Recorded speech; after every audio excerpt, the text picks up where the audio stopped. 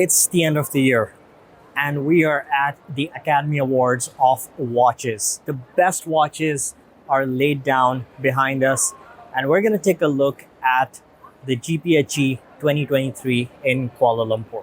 So let's go.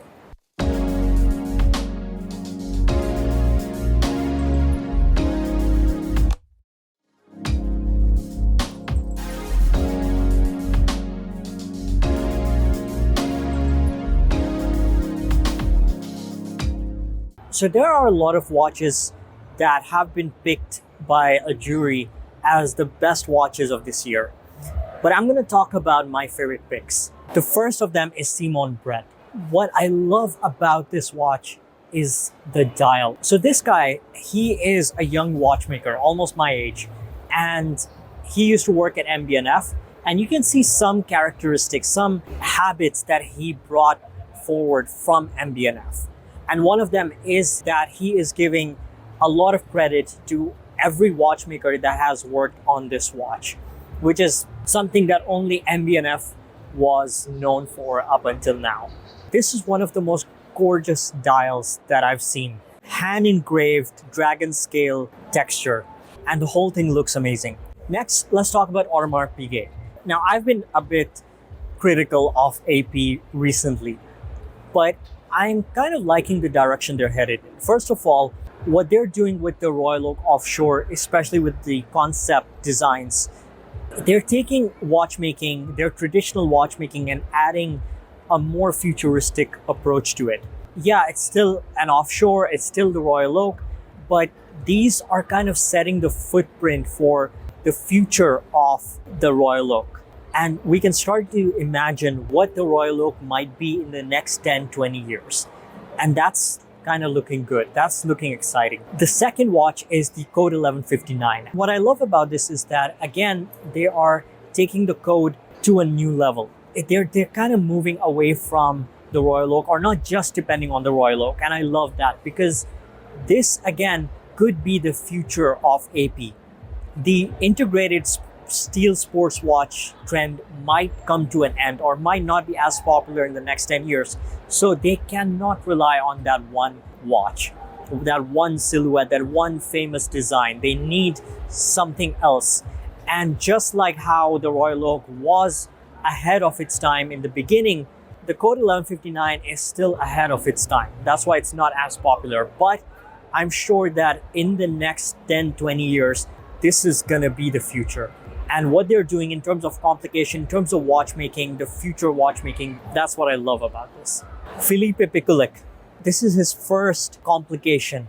And it's not just a complication, it is his first handmade complication. Now, what that means is that Filipe has used complete traditional watchmaking techniques to create this complication, to create the entire movement. Hand beveling, hand sawing, hand finishing, every single thing is done by hand. Another watch that I'm really excited about is Bulgari Octo Roma. Now, the problem with Bulgari's Octo Roma is that because of the popularity of the Finissimo, the Octo Roma has not gotten enough love. It's often described as a cheaper alternative of the Bulgari Finissimo. But this new Octo Roma has completely changed the perspective. It's much more wearable. The dial, the texture, the finishing, the thickness, everything is gorgeous. The only problem I have with the Finissimo is that while it looks amazing on paper, it looks amazing in pictures, but when you wear it on the wrist, it's not gonna work for everybody. It has a very polarizing design, a very strong wrist presence. But the Octo Roma fixes that. It's still much more wearable, it's much more versatile, and I feel like it's much more everyday friendly for people that want that Octo Finissimo design language, but don't want that kind of a huge wrist presence. The Ingenieur is a great watch. I've seen it. It looks amazing. Apart from the price is the problem, right? Everybody's complaining about that. But here's what I think. The biggest issue with the IWC Ingenieur is that this design is a bit fatigued. So bringing out a new integrated steel sports watch that is very much the 70s style, it looks a bit outdated at this point. But if we look for an integrated steel sports watch that looks futuristic. It's the Parmigiani Fleurier.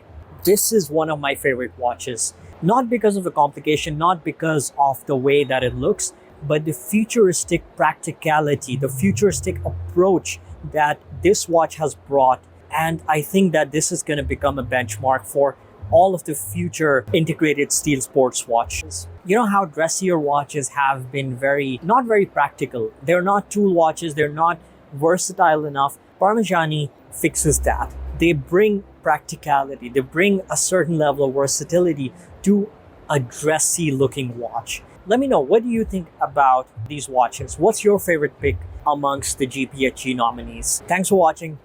See you in the next one.